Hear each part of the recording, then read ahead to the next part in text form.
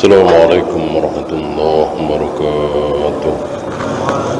إن الحمد لله نحمده ونستعينه ونستغفره ونعوذ بالله من شرور أنفسنا ومن سيئات أعمالنا.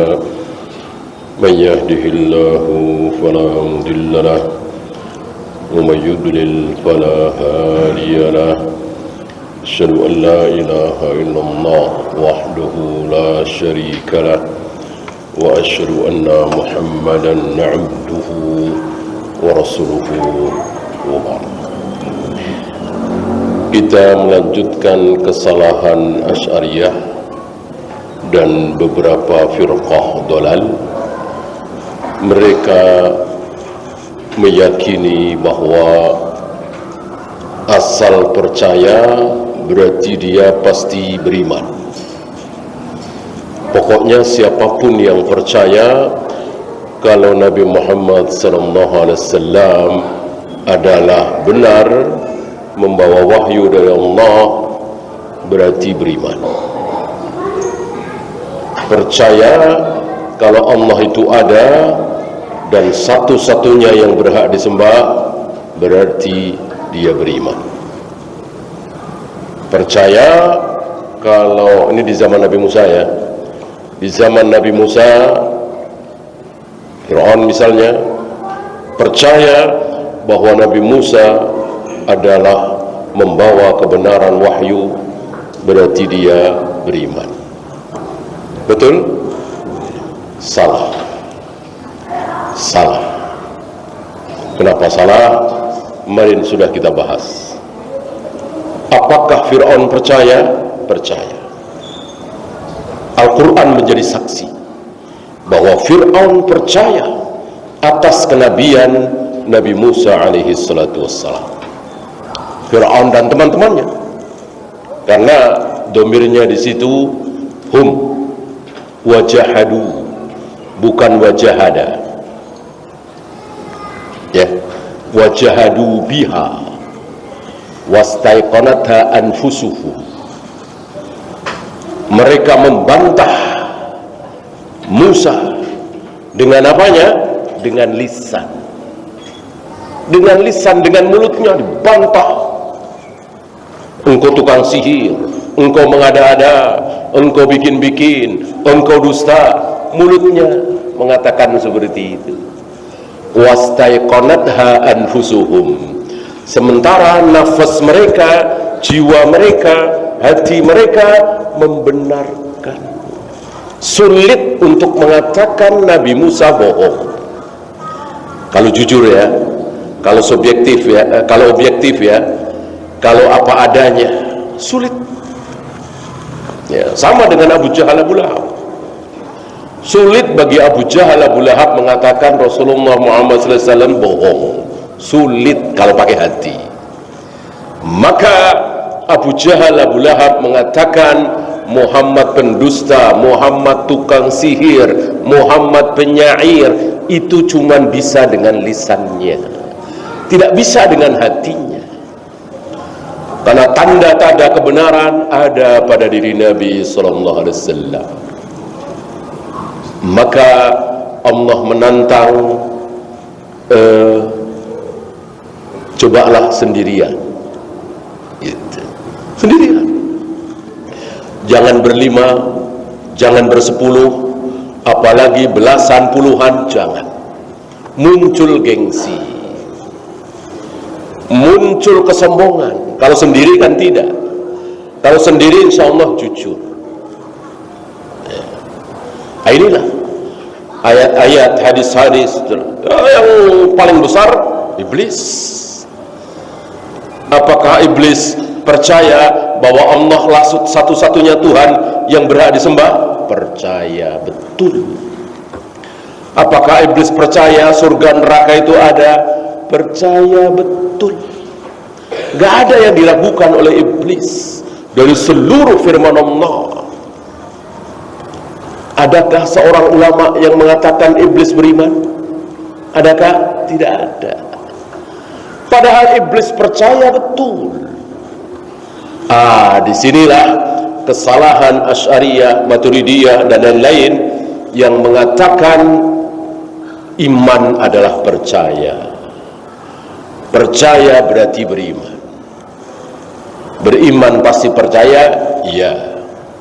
Nggak mungkin ada orang beriman kok nggak percaya. Adakah para sahabat yang tidak percaya dengan sabda Nabi? Ya nggak ada. Ya. Tapi tidak mentang-mentang percaya pasti beriman. Contohnya tadi, Fir'aun percaya betul, Abu Jahal, Abu Lahab percaya betul, Iblis apalagi percaya betul. Tapi tidak ada satupun ulama yang mengatakan Fir'aun beriman, Abu Jahal, Abu Lahab beriman, apalagi Iblis beriman. Tidak ada. Ayat nyata-nyata jelas menyatakan bahwa mereka kafir.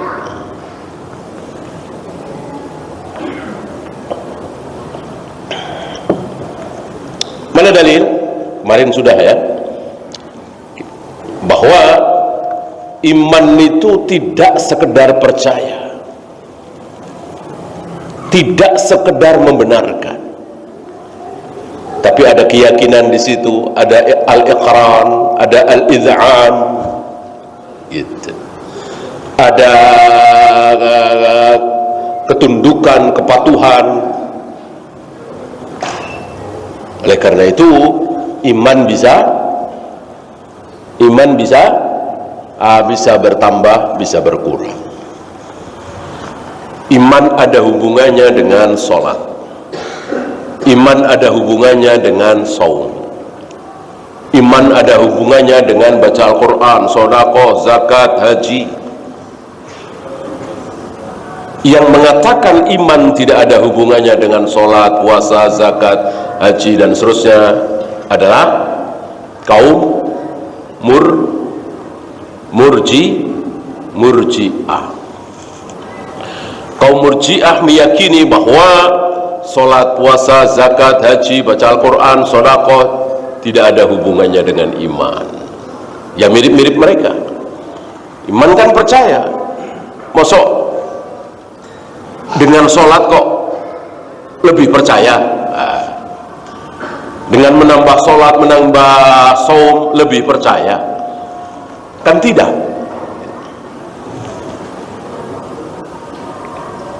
Maka sekali lagi, iman bukan sekedar percaya. Kemudian iman itu, lawan kata iman adalah apa? Lawan kata iman adalah kufur. Gitu. Lawan kata iman adalah kufur. Bukan tidak percaya. Siapa yang tidak beriman berarti dia kafir. Siapa yang kafir berarti dia tidak beriman.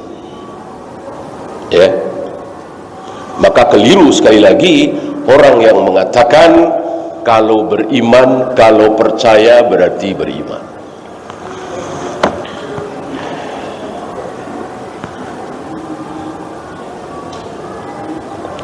Wa innamal kadhibu yuqabilu tasdiq. Adapun tidak percaya, mendustakan, lawan katanya tasdiq, membenarkan.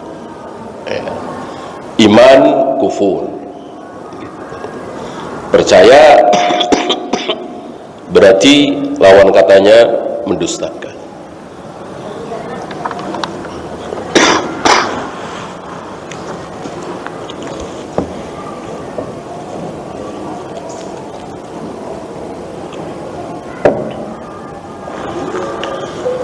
Innal imana ma'khudun minal amni.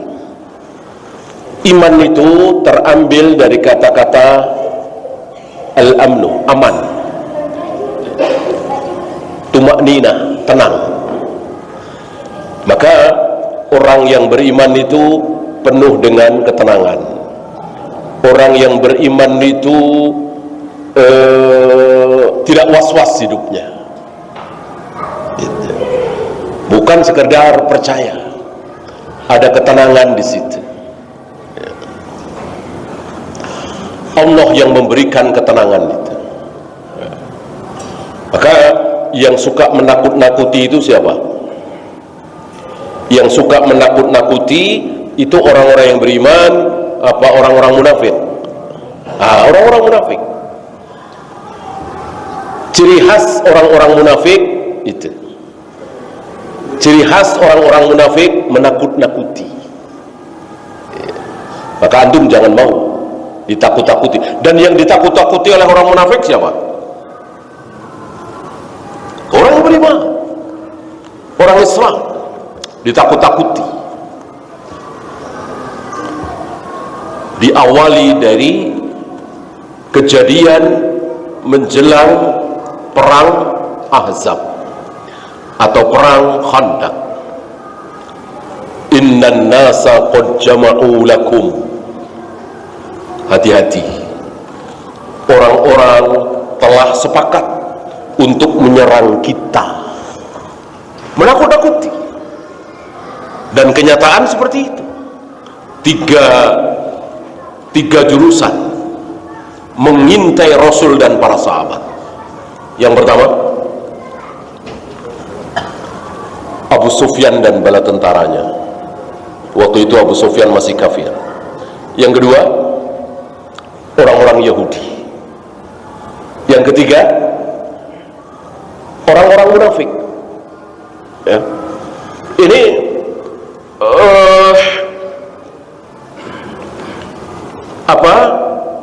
bersekongkol. Gitu. Maka jangan kita menjadi seperti orang-orang munafik, senang menakut-nakuti kaum muslimin. Ya. Bahkan seandainya kita yakin itu akan terjadi, fitnah huru-hara yang terjadi di tahun 60 Hijrah. Abu Hurairah sudah tahu apa belum? Abu Hurairah sudah tahu apa belum? Sudah. Termasuk bagaimana cucu Nabi dipenggal lehernya. Ini mengerikan sekali. Abu Hurairah sudah tahu. Bukan berarti Abu Hurairah mengetahui ilmu gaib, tidak. Karena sabda Nabi SAW. Ya. Tapi Abu Hurairah diam, nggak menyampaikan kepada kaum muslimin. Itu makna dari ucapan Abu Hurairah, hafidtu min Rasulillahi sallallahu alaihi wasallam bi'ain. Aku mendengar sabda-sabda Nabi itu, aku kumpulkan sabda-sabda Nabi itu, aku hafalkan 2 wi'a. Wi'a satu wadah besar, bahasa mudahnya karung lah. 2 karung hadis. Yang 1 karung ini bukan berarti 1000 tidak, 100.000 tidak. Ya, maksudnya 2 jenis ilmu dikatakan sebagai wi'ain. Tentu yang terbanyak yang disampaikan. Nah, yang 1 wi'a lagi, ya mungkin belasan atau puluhan tidak disampaikan oleh Abu Hurairah. Seandainya aku sampaikan juga, laquti'at hadhil bulqum, barangkali leherku sudah digorok orang kalau aku sampaikan juga. Kenapa? Karena berisi tentang nubuat. Tahun begini si anu begini, tahun begini si anu dibunuh, tahun begini, dan seterusnya. Disampaikan nggak disampaikan, nanti kaum muslimin tahu sendiri. Orang bakal terjadi. Kan nggak mungkin nubuat Nabi salah, nggak mungkin nubuat Nabi keliru, ya kan? Ya, ambil contoh misalnya Umar akan dibunuh saat mengimami sholat subuh. Beberapa sahabat Hudzaifah, Abu Hurairah tahu, dikasih tahu oleh Nabi SAW, bisik-bisik. Perlukah disampaikan? Ya nggak perlu. Ngapain, orang pasti terjadi. Coba sebulan, 2 bulan sebelum Umar terbunuh disampaikan bahwa Nabi bersabda, nanti Umar ketika mengimami sholat subuh akan ditusuk dari belakang. Pada tahu semua, ya geger, gempar, gaduh, panik. Barangkali sedikit sekali yang mau berjamaah sholat subuh. Lebih baik nggak usah tahu, ntar juga tahu sendiri. Karena sabda Nabi menyampaikan dari Allah pasti terjadi. Nggak disampaikan, nanti malah pada takut. Nah, disitulah kenapa Abu Hurairah berlindung kepada Allah dari tahun 60. Ya. Dan betul Abu Hurairah sering berdoa, ya Allah, aku berlindung kepada Engkau ya Allah dari tahun 60. Dan Allah kabulkan, Allah wafatkan Abu Hurairah di tahun 59. Saya kira antum tahu ya apa yang terjadi di tahun 60. Bukan terbunuhnya Umar, sudah belakangan terbunuhnya Umar.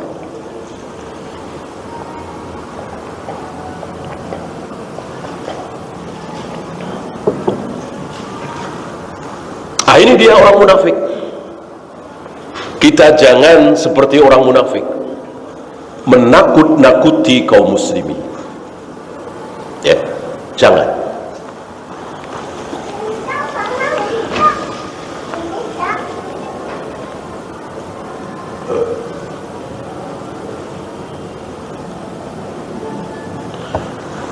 Kemudian beliau membahas ucapan anak-anak Nabi Yakub. Ada kata-kata mukmin, gitu. Ada kata-kata mukmin, tapi yang dimaksud bukan mukmin muslim, gitu. Waktu itu kan pernah kita bahas ya, ketika Rasulullah Muhammad SAW belum jadi nabi, taruhlah belum lahir, di Mekah, di Madinah, di Arab, sudah ada kata-kata sholat belum? Masih ingat? Sudah ada kata-kata saum belum? Haji,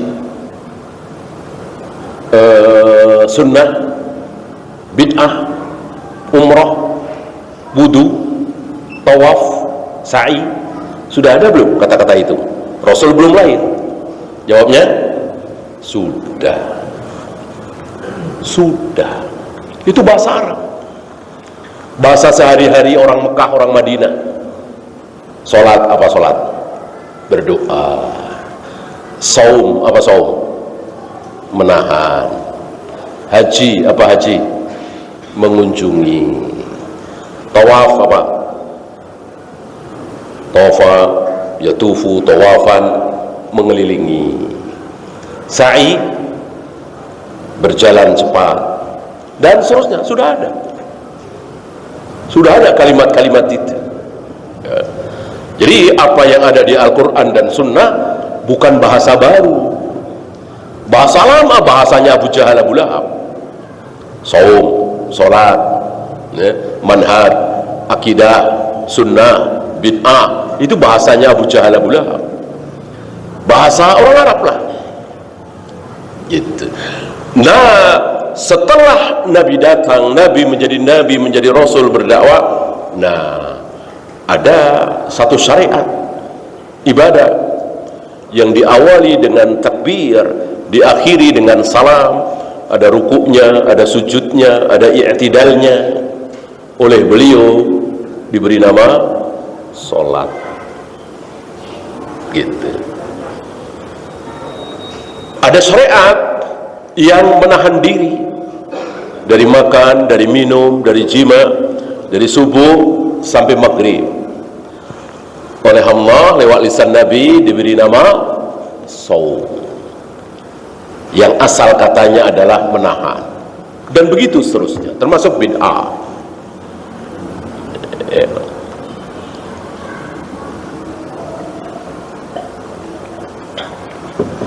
Termasuk mukmin muslim, sudah ada mukmin ya. Nah, ini kan terbukti Ayat ini kan turun jauh sebelum Nabi lahir, entah berapa ribu tahun sebelum Nabi lahir. Kalimat ini ya, kalimat ini saya bacakan. Ucapan kakak-kakaknya, abang-abangnya Nabi Yusuf kepada ayahnya Nabi Yakub. Nama lain Nabi Yakub siapa? Nama lain Nabi Yakub siapa? Israel. Maka mencaci maki Israel, mengutuk Israel, menjelek-jelekkan Israel adalah dosa besar.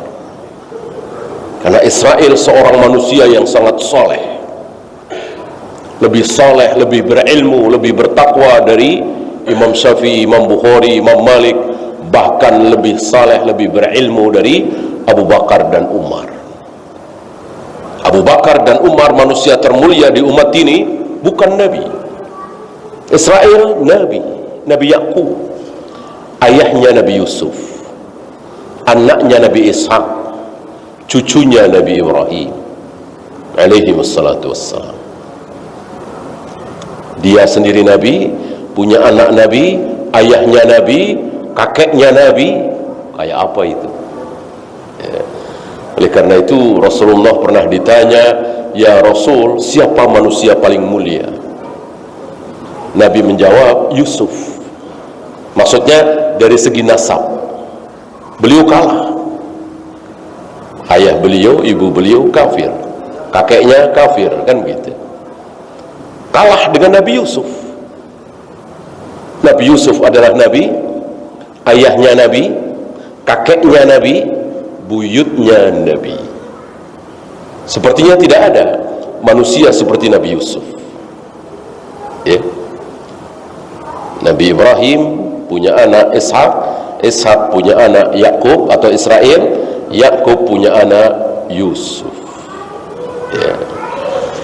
Yang biadab, yang kurang ajar, yang zalim, menzalimi kaum muslimin di Palestina hari ini bukan Israel, tapi Yahudi atau Bani Israel, anak-anaknya Israel, bukan Israel. Kita jangan mau ditipu oleh mereka. Mereka menamakan dirinya Israel, jangan ikut-ikutan kita. Terlalu mulia nama Israel itu, disematkan ke negara yang luar biasa zalim, kaum yang al-maktubi alaihim, diberi nama Israel. Lihat, entah berapa juta kaum muslimin tertipu, ikut-ikutan menyebut Israel, mengutuk Israel, mendoakan buruk untuk Israel. Dosa besar. Jangan katakan mereka Israel, katakan al-Yahud, Yahudi laknatullah alaihi. Jangan ikut-ikut mereka. Ya. Ini rupanya ilmu yang sederhana saja banyak kaum muslimin terkecoh. Mereka senang sekali disebut Israel, mereka senang sekali. Nabi, ya, ayah mereka.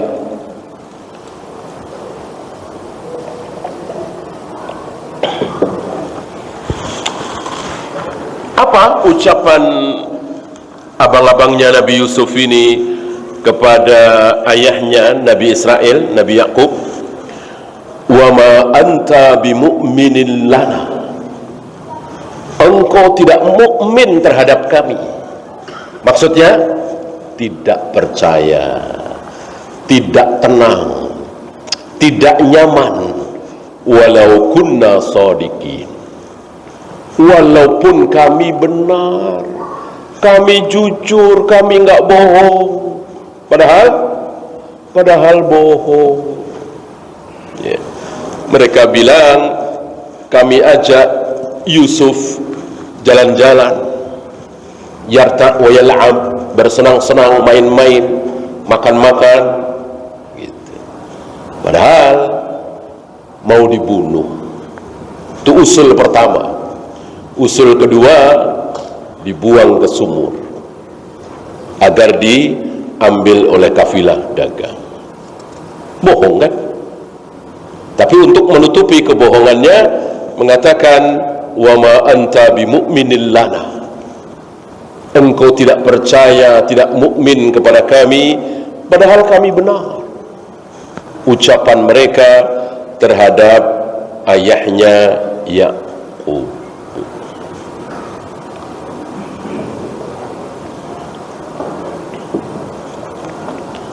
Ini semakin jelas kesalahan firqah-firqah dolal, bahwa percaya otomatis beriman. Okay. Kemudian ada kalimat qad saddaqta ru'ya. Beliau bawakan ayat ini untuk menunjukkan bahwa membenarkan itu tidak otomatis beriman. Ada kalimat khusus, qad saddaqta ru'ya. Wahai Ibrahim, ini Allah firmankan ketika pisau golok Nabi Ibrahim sudah menempel di lehernya Ismail, dan akhirnya dibatalkan perintah itu. Ismail diganti dengan kambing kibas, domba. Lalu Allah mengatakan qad saddaqta ru'ya, wahai Ibrahim, engkau telah membenarkan mimpimu.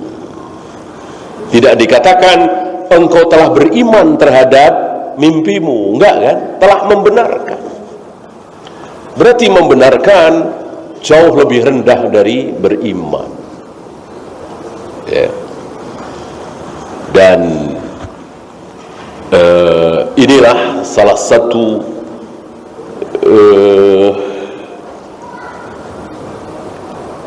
ketaatan seorang Nabi Ibrahim alaihi salatu wassalam. Demi taat kepada Allah siap menyembelih anaknya. Kalau tidak salah waktu itu ada pertanyaan, kok malaikat bisa tahu?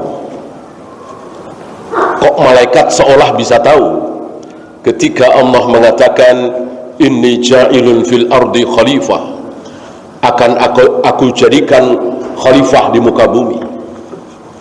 Ataj'alu fiha may yufsidu fiha wa yasfikud dima. Ya Allah, akankah engkau membikin makhluk yang hanya akan berbuat kerusakan dan menumpahkan darah? Dan ternyata betul kan, manusia banyak berbuat kerusakan dan menumpahkan darah. Bahkan belum lama manusia sudah ada pembunuhan. Bahkan tidak tanggung-tanggung abang membunuh adiknya, seolah malaikat tahu. Allah hanya menjawab, inni a'lamu ma la ta'lamu, aku mengetahui apa yang kalian tidak ketahui. Nah, ketika golok Ibrahim sudah menempel di leher Ismail, ayah siap membunuh, menyembelih anak siap disembelih oleh ayahnya, diketahui oleh ibunya, istrinya. Detik itulah Allah mengatakan kepada malaikat, bukankah dulu aku pernah katakan kepada kalian, aku mengetahui apa yang kalian tidak ketahui, bahwa ada yang berbuat kerusakan, menumpahkan darah, berzina, minum khamr dan seterusnya. Betul, banyak. Tapi lihat nih, hambaku satu ini, ayah dan anak. Si ayah siap menyembelih anaknya, si anak siap disembelih oleh ayahnya. Demi apa? Demi taat kepadaku. Demi taat kepadaku. Dan itu cuma lewat mimpi. Kayak apa? Artinya, seandainya para malaikat itu diberi syahwat, diberi hawa nafsu, lalu punya anak, punya istri dan seterusnya, seperti Nabi Ibrahim, Nabi Ismail, lalu diperintahkan seperti itu, Belum tentu sanggup. Ya, para malaikat sanggup karena memang tidak diberi hawa nafsu, tidak ada syahwat. Allah tidak menciptakan hawa nafsu syahwat pada diri malaikat. Bahkan para imam mengatakan malaikat bukan tidak mau maksiat, tapi tidak bisa berbuat maksiat. Malaikat itu hanya bisa mentaati Allah. Satu-satunya yang bisa dilakukan oleh malaikat adalah taat kepada Allah. Tidak bisa berbuat maksiat. Maka otomatis tidak ada yang berbuat maksiat, orang nggak bisa.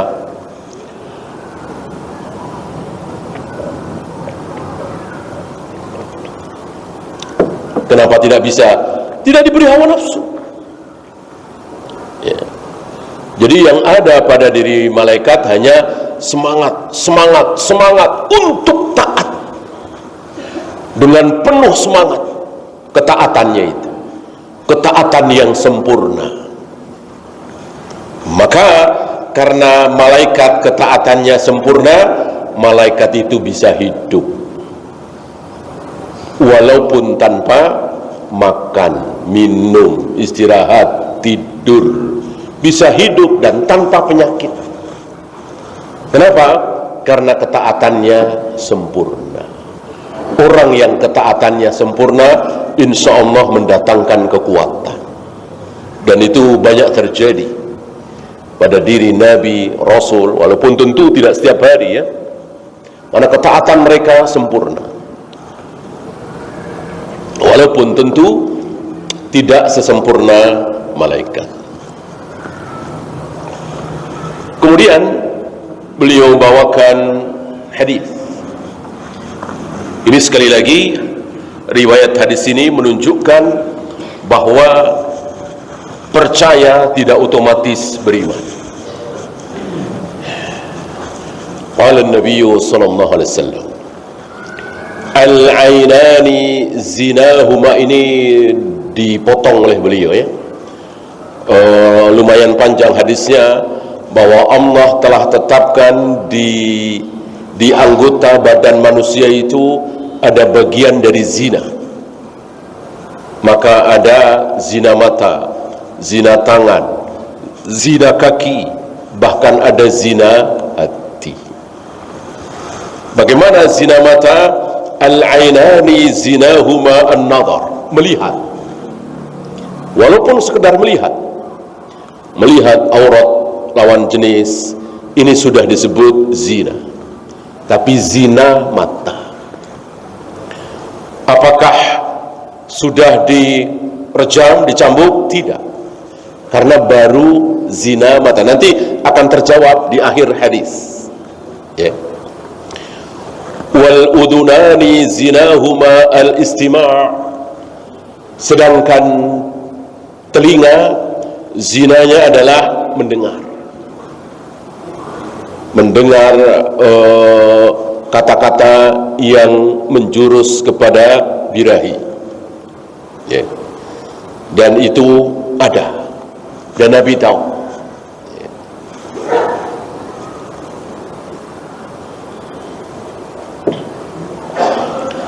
Di zaman Nabi barangkali belum ada, insya Allah belum ada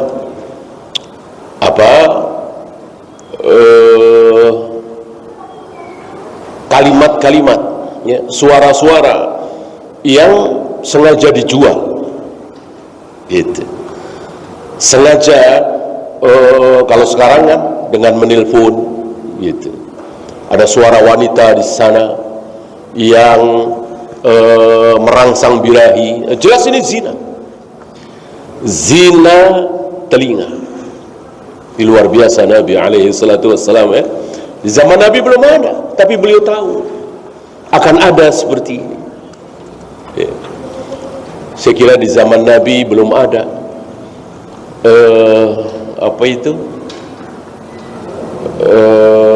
yang melenggak-lenggok di panggung ya, peragaan busana ya kan. Saya kira di zaman Nabi belum ada. Mungkin 400 tahun yang lalu, 500 tahun yang lalu, mungkin belum ada. Mungkin 100 tahun belakangan ini ya, sudah disabdakan oleh Nabi alaihi salatu wasallam. Persis ya, nisaun kasiyatun ariyatun mumilatun, wanita-wanita yang berpakaian tapi telanjang. Berpakaian, dia tidak telanjang bulat, ada pakaiannya, tapi telanjang, tidak sempurna. Terlihat lehernya, setengah dadanya, kadang punggungnya, betisnya, pahanya terlihat. Berpakaian tapi telanjang, berjalan mau lenggak-lenggok. Persis ya. Ketika mereka berjalan dari dari kamar ke dapur, dari dapur ke kamar mandi, biasa aja. Begitu di panggung itu melenggak-lenggok, mumilatun, persis seperti yang disabdakan oleh Nabi alaihi salatu wassalam. Padahal di zaman Nabi belum ada. Dan mereka ini terancam tidak akan mencium bau surga. Waliyadzubillah. Wal lisanu zinahu al-kalam. Lisan. Jadi bukan cuman mata, bukan cuman telinga, ada lisan. Zina dengan lisan. Berupa apa? Ucapan. Ya tadi, ucapan-ucapan yang menjurus, ucapan-ucapan yang merangsang birahi, itu pun namanya zina.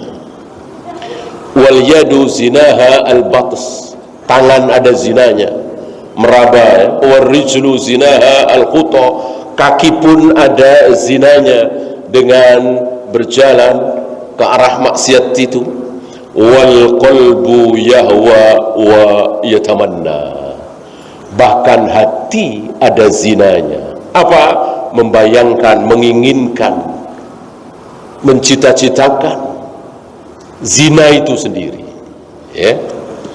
Terakhir, wa yusaddiqu dzalika al-fajru wa yukadzibuhu,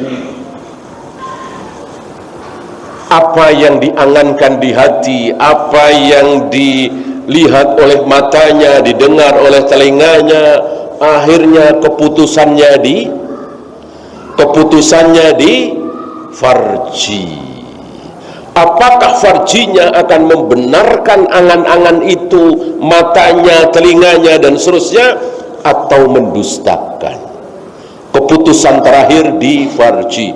Ketika farjinya membenarkan, meneruskan ya berzina, baru dicambuk, baru direjam. Adapun baru tangan, kaki, telinga belum ada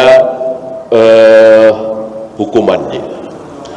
Oleh karena itu ketika Ma'iz datang pada Nabi alaihi salatu wassalam, ya Rasul, aku telah berzina, hakim alayyal had, tegakkan hukuman atas diriku.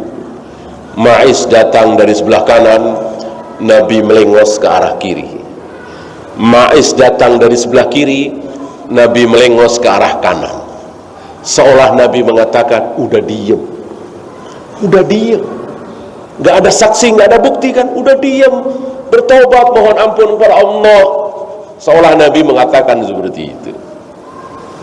Terus dikejar terus, hakim alayyal had, tegakkan hukuman atas diriku ya Rasul. Maka Nabi mengatakan, barangkali engkau cuma bercumbu, memeluk, mencium. Tidak ya Rasul, aku betul-betul berzina. Sampai ditegaskan oleh Nabi, apakah sudah seperti ember yang masuk ke dalam sumur? Dijawab oleh Ma'iz, iya ya.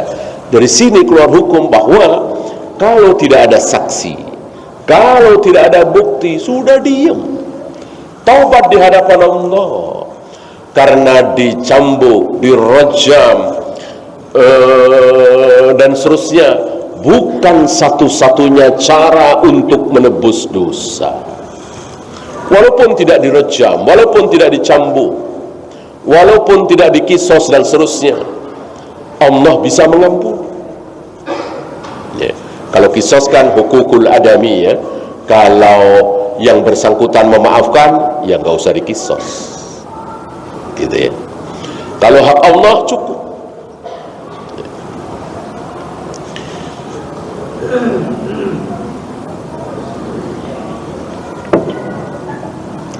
Nah, di sini ada kalimat wa yusaddiqu dzalikal farju wa yukadzibuhu.